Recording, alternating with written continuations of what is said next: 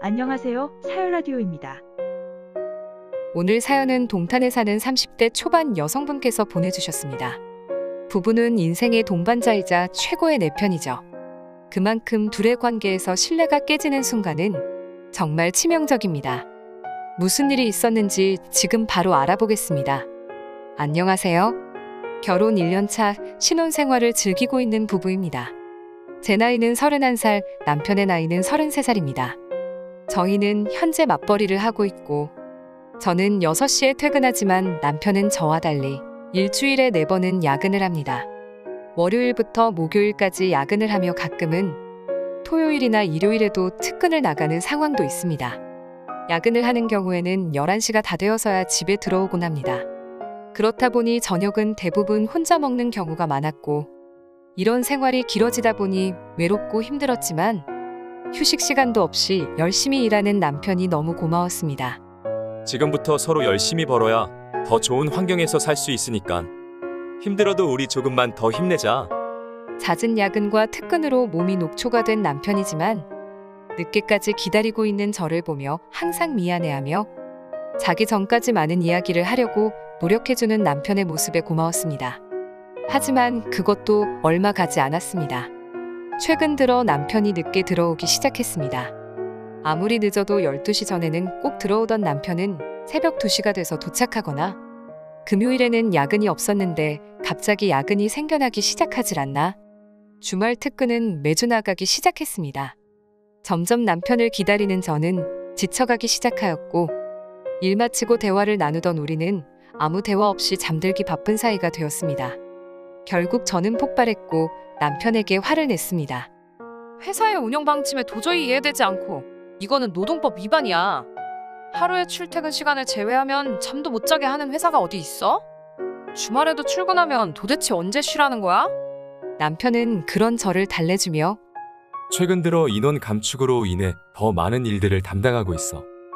요즘 같은 때 일하는 것만으로도 감사한 거지. 여보도 힘들겠지만 조금만 더 버텨줘. 이 시기만 지나가면 행복할 거야. 조금만 참아줘. 저를 이해시키려는 말은 이해가 됐지만 화가 났습니다. 하지만 정말 화가 나는 건 다른 이유였습니다.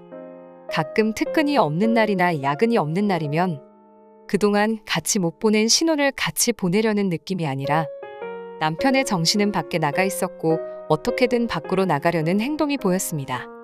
특히 핸드폰을 자주 만지며 다른 생각에 빠져있는 남편을 보고 확신이 들었습니다. 자기야, 중요한 연락 올 곳 있어? 요즘 핸드폰을 왜 그렇게 자주 봐? 별거 아니야.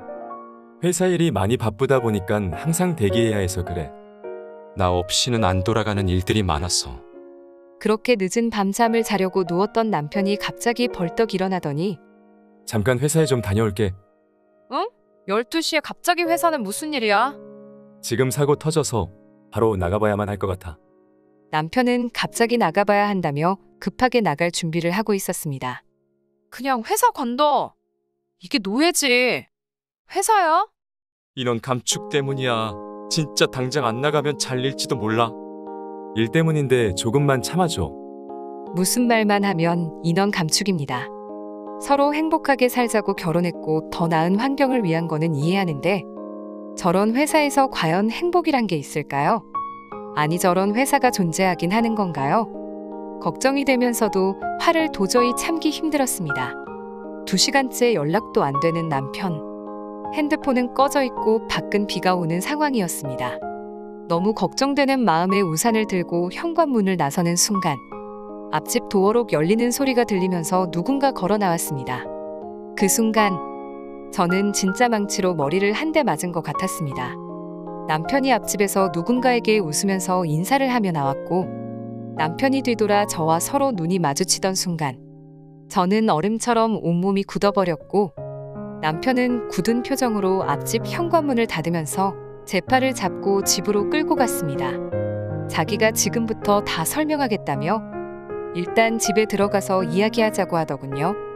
멍하게 굳어버린 저를 소파에 앉힌 남편은 식은땀을 흘리며 안 자고 왜 나왔냐, 뭐 하고 있었냐 등등 이야기하는데 갑자기 소름이 끼친 저는 정신이 번쩍 들면서 남편을 밀치며 이야기했습니다. 회사에 급한 일 생긴 사람이 왜 이 시간에 옆집에서 나왔어? 지금 내 두 눈으로 모든 걸 봤는데 뭘 설명하겠다는 건데?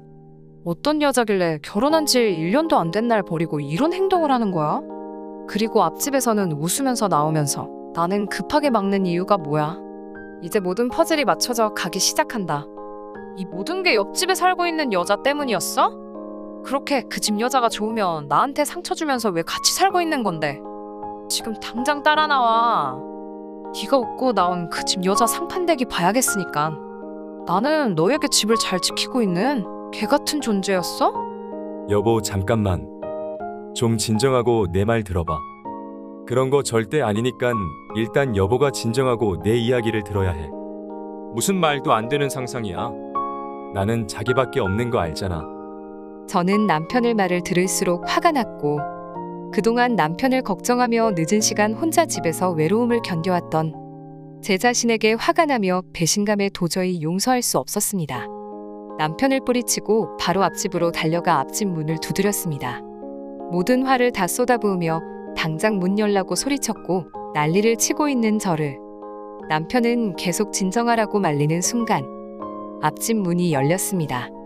문이 열리는 순간 웬 여자가 저보고 누구냐고 말하는 동시에 남편에게 여보 어디 갔다 이제 왔어 라고 하면서 저를 밀치면서 남편에게 안기더군요.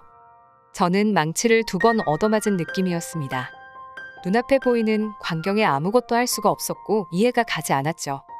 현관에서 나온 사람이 여자이긴 했으나 70이 넘은 것 같은 할머니가 남편에게 안겨 있었습니다. 그리곤 여보라고 말을 꺼낸 모습에 너무 당황해서 아무 생각이 들지 않았죠. 남편은 저를 바라보면서 한숨을 쉬더니 자기야, 내가 다 설명할 테니깐 일단 들어가자. 남편과 할머니는 앞집으로 들어갔고 저도 일단 따라 들어갔습니다. 집에는 할머니와 중학생으로 보이는 여자아이가 있었습니다. 어린 학생이 저를 보더니 어색하게 인사를 하며 어쩔 줄 몰라 하고 있었죠. 저도 머리가 하얘져서 멍하니 그 상황을 지켜봤습니다. 할머니는 남편에게 여보라고 계속 말하는 상황에서 남편이 할머니를 방 안에 모셔다 드리곤 조용히 학생과 셋이 자리에 앉았습니다. 그 후에 남편이 어렵게 꺼낸 말을 듣고는 너무 놀랐습니다. 이런 상황까지 올 게 아닌데 오해하게 해서 미안해. 그동안 내가 숨기려고 한 건 아닌데 내가 이를 키운 것 같아. 미리 말을 했어야 했는데 나도 정신이 없어서 말할 타이밍을 놓친 것 같아. 사실 나도 여기 처음 이사 왔을 때 알게 된 이야기야. 첫날 내가 집으로 들어가려고 하는 순간 앞집 할머니를 만났어. 그러더니 갑자기 손을 잡으시면서 여보라고 부르시면서 우시는 거야. 그때 옆에 있던 학생이 할머니가 치매란 걸 알려줬고 그날부터 내가 퇴근하고 집에 오는 시간이면 할머니가 집 앞에서 기다리고 계셨어. 어린 학생과 늙은 할머니가 매일 날 기다린 게 안쓰러워서 앞집을 찾아가게 되었고 그날 모든 사연을 듣게 된 거야. 할머니의 남편과 아들은 같은 직장을 다녔는데 퇴근하고 돌아오는 길 교통사고로 그만 두 분 다 돌아가시게 된 거야. 원래 할머니는 치매였었고 할머니를 모시던 며느리도 더 이상 모시기 싫다며 집을 떠났지. 자기 딸을 남겨두고 말이야. 이런 상황에서 날 남편으로 생각하는 할머니를 도저히 모른 척할 수가 없었어. 말 못해서 미안해. 내가 더 좋은 환경에서 행복하게 살자고 이야기해놓고 이런 곳에서 시간을 보내고 있단 걸 당신이 알게 되면 남의 일에 관여하지 말라고 할까봐 아무 말도 못하고 숨기고 있었어. 이 말을 들은 저는 너무나도 충격이었습니다. 사실 할머니가 살 날이 얼마 남지 않으셨어요. 마음의 준비를 해야 하는 상황에서 조금이라도 할머니를 위해서 늦은 저녁 시간에 남편분을 불러서 이런 상황을 만들어 진심으로 죄송해요. 저는 한참을 멍하니 듣고 있었습니다. 갑자기 할머니께서 방에서 나오시더니 눈물을 흘리시면서 보고 싶었어, 여보. 이제 제발 나를 혼자 두고 떠나지 마. 당신 없는 곳은 너무 외롭고 힘들어. 라고 하시며 남편을 꽉 안으시더군요.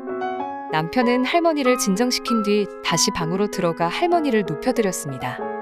잠든 걸 확인하곤 남편은 집으로 돌아가자고 하더군요.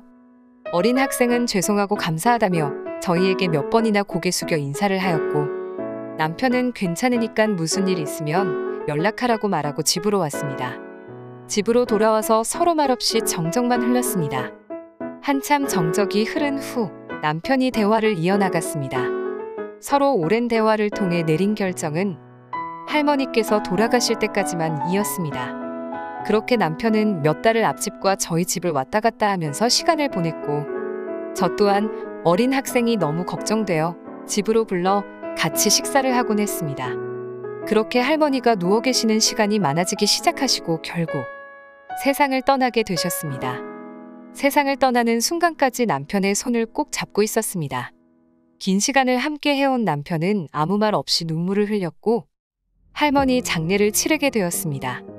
모든 상황이 마무리되어 가고 있었고 남편과 저는 서로 고생했다며 위로해줬습니다. 그리고 조용히 집에서 쉬고 있는데 마음 한편에 답답하게 막혀있는 기분이었습니다. 이제 홀로 남겨진 학생.